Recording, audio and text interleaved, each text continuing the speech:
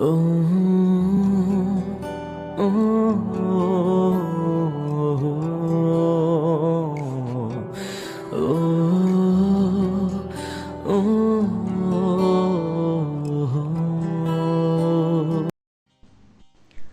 ভালোই তো লাগছে।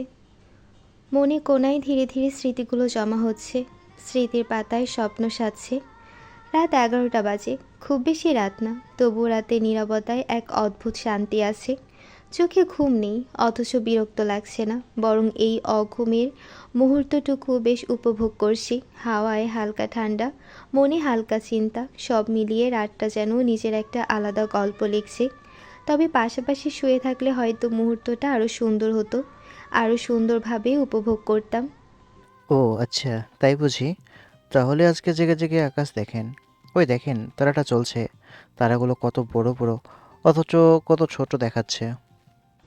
তোমার এক্স গার্লফ্রেন্ড যদি ফিরে আসে, মেনে নিবা?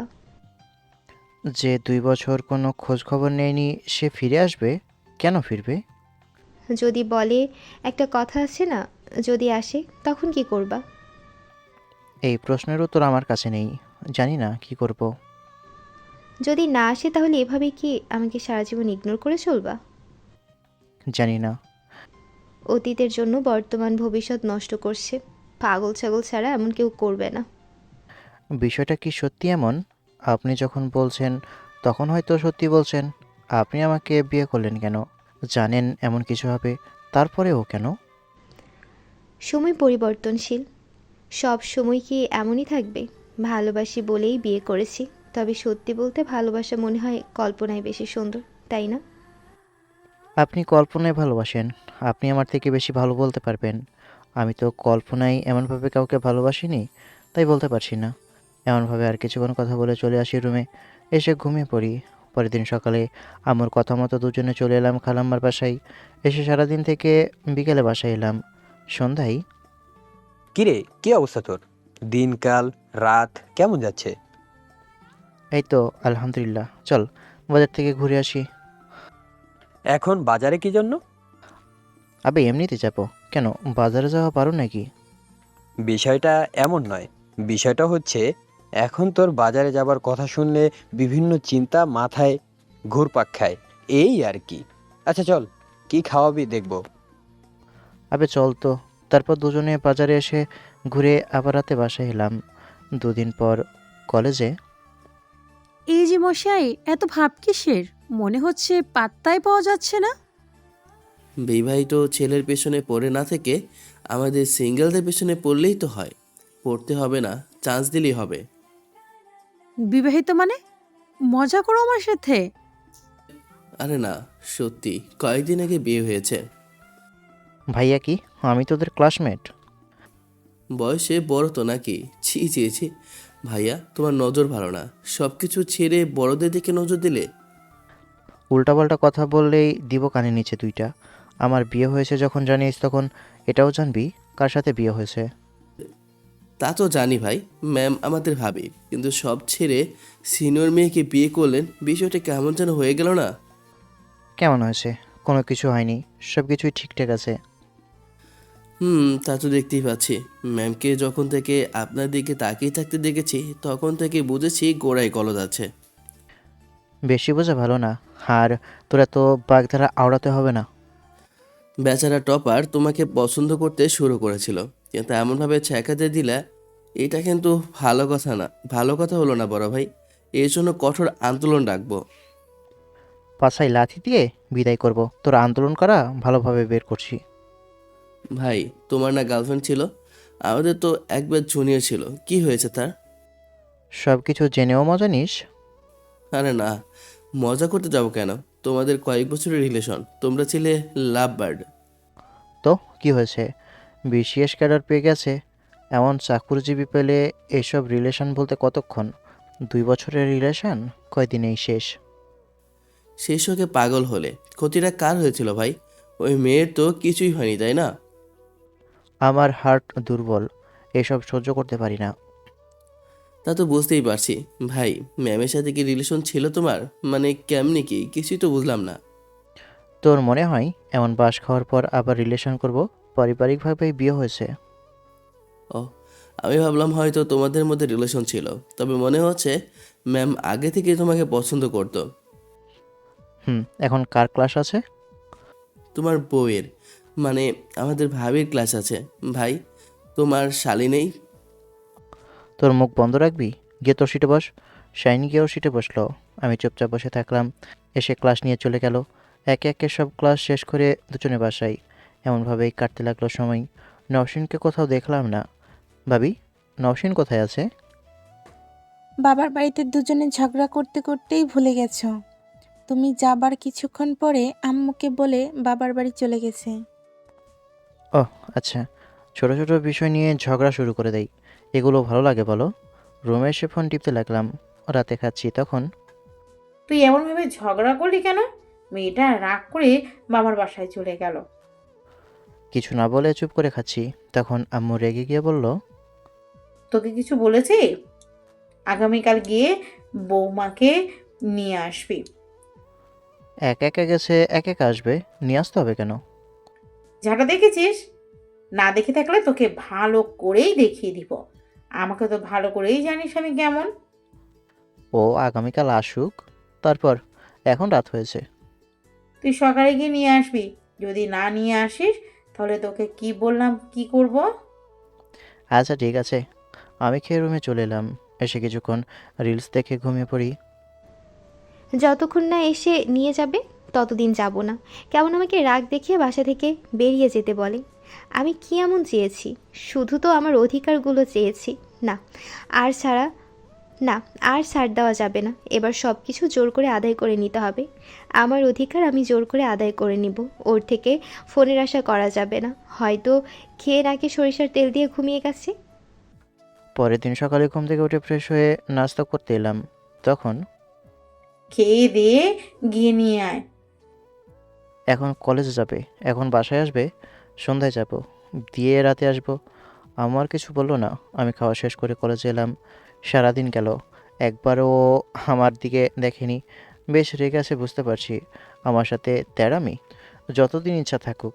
দূর, ওদেরকে বাসায় না নিয়ে গেলে বাসায় জায়গা হবে না। এটা কোনো কথা হলো? দুপুরে আবারও আমার একই কথা। ভাবি ওর সাথে বকাঝকা শুরু করেছে। এতে জ্বালায় বাঁচি না। আরে বলছি তো সন্ধ্যায় যাব। এমন করছো কেন? ওটা তোমার বউ। অন্য একটা মেয়ের জন্য তুমি তোমার বউকে ইগনোর করছো? এটা কি ঠিক নয়? সব কিছু জেনেই বিয়ে করেছিল ভাবি। আজকে 2 মাস হয়েছে, তোমাদের মাঝে কিছু হয়েছে? সব কিছু জেনেই তো বিয়ে করেছে। এমন না যে কিছু জানতো না। তো কতদিন এমনভাবে চলবে? মানুষের ধৈর্যের একটা সীমা থাকে। বললাম তো সন্ধ্যায় যাব। ভাবি আর কিছু বললো না।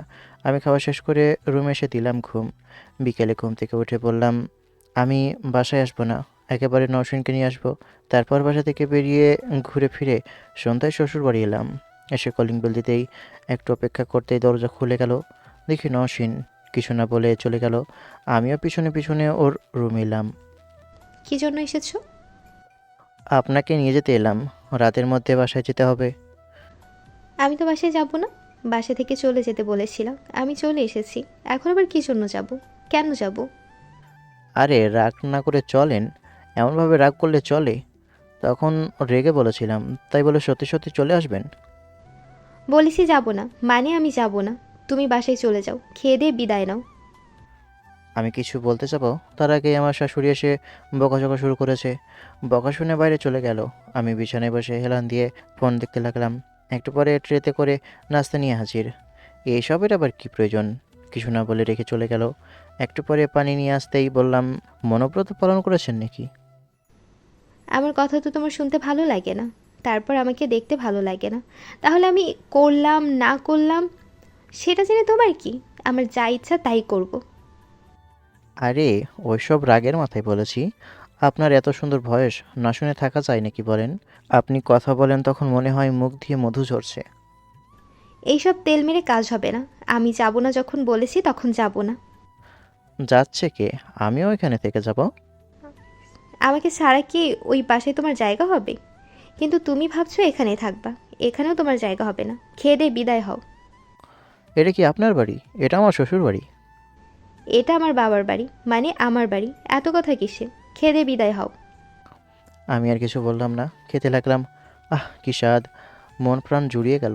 হা হা হা হা। আমার মুখের উপর গামছা ছুঁড়ে মেরে চলে গেল। কি মেরে বাবা! গামছা সরিয়ে খেতে থাকি। গলা ছেড়ে একটা গান গাইতে ইচ্ছে করছে। না থাক, তখন আশেপাশের কুত্তাগুলো ঘেউ ঘেউ শুরু করবে। বলবে যে আমাদের জাতি ভাই হয়তো বিপদে পড়েছে, চল সাহায্য করে আসি। আর একটু খেয়ে বাকিগুলো রেখে বিছানায় শুয়ে গেলাম। দেখি হাতে করে লুঙ্গি নিয়ে আসছে। এটা দিয়ে কী হবে? আমি পারবো তাই এমনভাবে বলছে, মনে হচ্ছে জানে না এটা দিয়ে কি হবে। রেখে গেলাম, পরে নিবা। নসীন লুঙ্গি রেখে চলে গেল। আমি উঠে চেঞ্জ করে নিলাম, শুয়ে ফোন টিপছি। এছাড়া আর কী করব? রাতে কথা বলতে বলতে সবার সাথে খেয়ে আবার রুমে এসে শুয়ে গেলাম।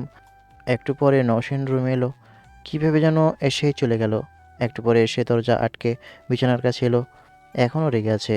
হ্যাঁ, মনে করেছে আমি ওনার রাগ ভাঙাবো, কিন্তু আমার রাগ ভাঙাতে বয়েই গেছে। আমার সাথে এসব চলবে না। কি হয়েছে? এমনভাবে দেখার কি আছে? আপনি কি কোনো কারণে রেগে আছেন? কেমনটা লাগে? দেখতে পাচ্ছে রেগে আছি, তার উপর জিজ্ঞেস করে রেগে আছি কি না। কোন কারণে রেগে আছি জানা সত্ত্বেও জিজ্ঞেস করে কী জন্য রেগে আছি। আমার কেমন কান্না পাচ্ছে। তুমি কি আমার ধৈর্যের পরীক্ষা নিচ্ছ? দূর, কি যে বলেন না আপনি! আমি আপনার টিচার নাকি যে আপনার পরীক্ষা নিব? এগুলো কাজ হচ্ছে আপনার। আপনি রাখলে আপনাকে ভূতের মতো লাগে। সেটা আমি জানি, নতুন করে ওটা আমাকে বলে দিতে হবে না। আচ্ছা শুনেন, রাগ করে এমনভাবে না দাঁড়িয়ে থেকে শুয়ে যান, না হলে পায়ে ব্যথা করবে। আর সব থেকে বড় কথা, আগামীকাল সকালে বাসায় যেতে হবে।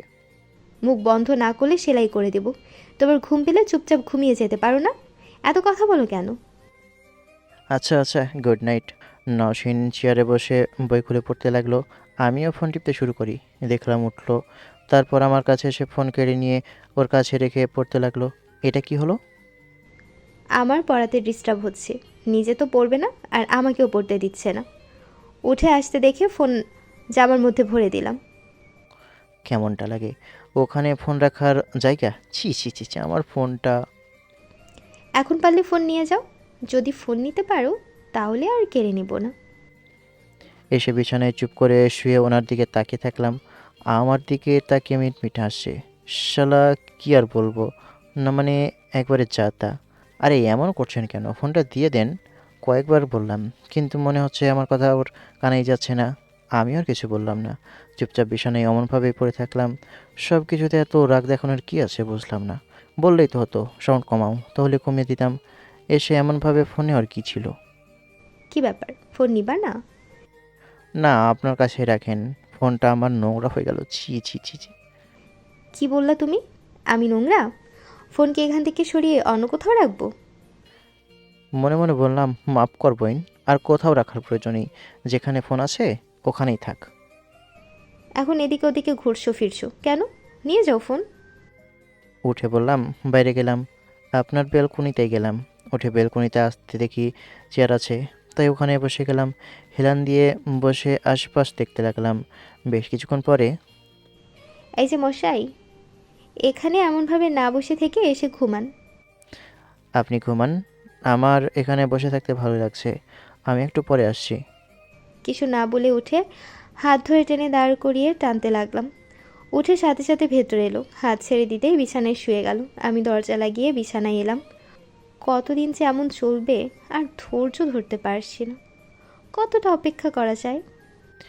আপনি সব কিছু জেনেই বিয়ে করেছেন, জানেন এমন কিছু হবে, তাহলে এসব চিন্তাভাবনা মন খারাপ কেন বলবেন? এত কথা না বলেই ঘুমাও। আমার ভাগ্য এমন ছিল তাই এমন হয়েছে।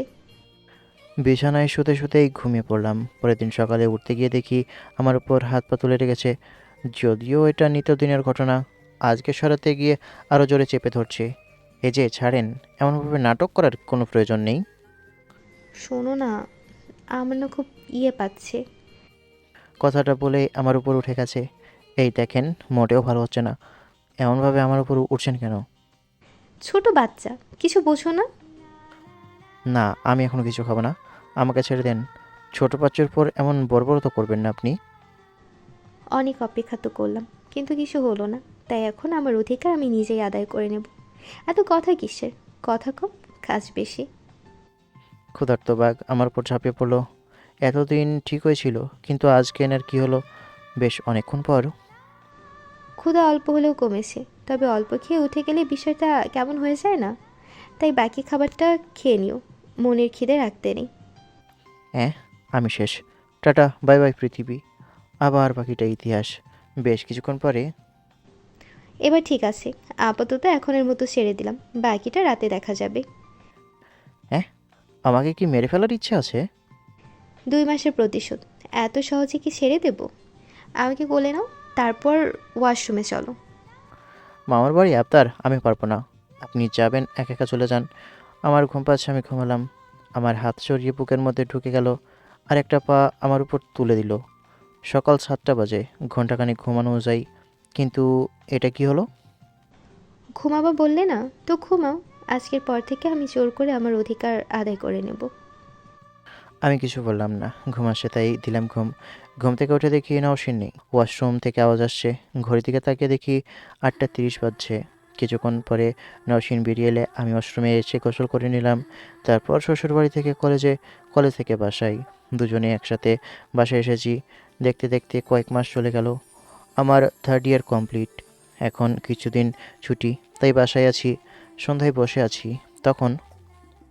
বুঝছো আম্মু, আজকে তোমার বউয়ের বিয়ে দিয়ে দিচ্ছিল। ঠিক বুঝলাম না ভাবি। এক আন্টি তোমার বউকে দেখে জিজ্ঞেস করছিল, এই মেয়েটা কে হয়? আম্মু বলল মেয়ে। তখন ওই আন্টি বলে, আপনার মেয়ের কি বিয়ে হয়েছে? আম্মু কেমন যেন তো বলে যে বিয়ে হয়নি, ছেলে খুঁজছি। আন্টি বলে, আমার ছেলের জন্য মেয়ে খুঁজছি, আর বলে আপনার মেয়েকে পছন্দ হয়েছে। আম্মুকে বলে বিয়ে দেবে কিনা।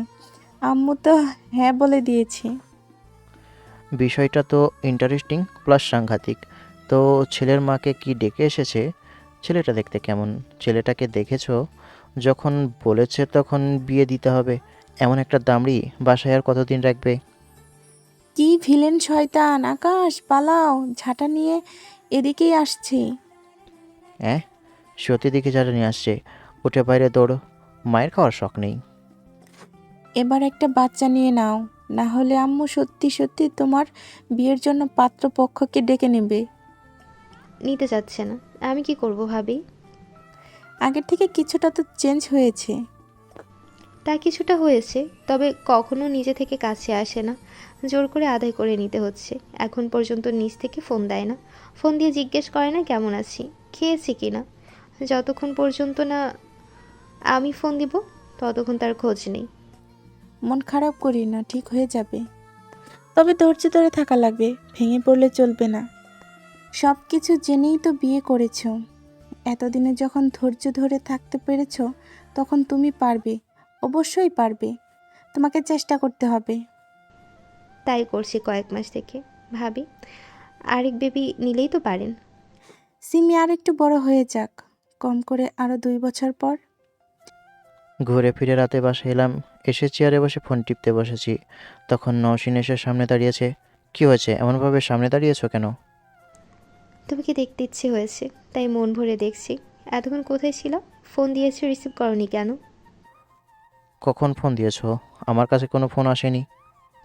তাহলে তুমি বলছো আমি মিথ্যা বলছি? আমি কিভাবে বলবো? আমার কাছে কোনো ফোন আসেনি। পারলে তুমি হিস্ট্রি চেক করো। কিন্তু আমি তো তোমাকে ফোন দিয়েছিলাম, তখন প্রয়োজন ছিল। কি জন্য ফোন দিয়েছিলা? তখন প্রয়োজন ছিল, এখন বলে কি হবে? আর শুনেই বা কী করবা? চলে গেল বাইরে। শালা, এ হচ্ছে মেয়ে মানুষ। এখন এখানেও নাকি আমার দোষ। ফোন না আসলে আমি কি করব? বিছানায় শুয়ে ফোন টিপতে লাগলাম। একটা কাজের ব্যবস্থা করতে পারলে ভালো হতো। এমনভাবে বাসায় বসে থাকা ভালো দেখায় না, আর ভালোও লাগে না। যদিও নওশিন বাসায় কিছু খরচ দেই, একটা পরিবারে থাকতে গেলে দিতেই হবে।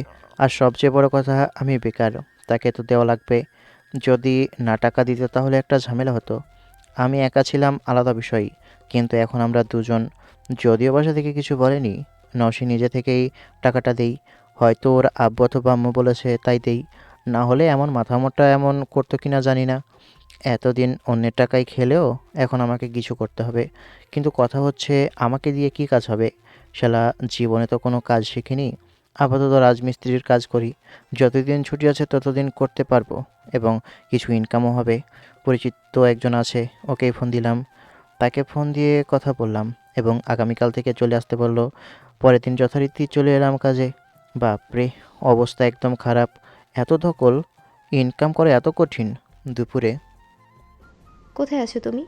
সকালে বাসা থেকে গেছো, এখন আসোনি কেন? একটা কাজে আছি, বিকেলে বাসায় আসবো। তুমি আবার কি কাজ করছো?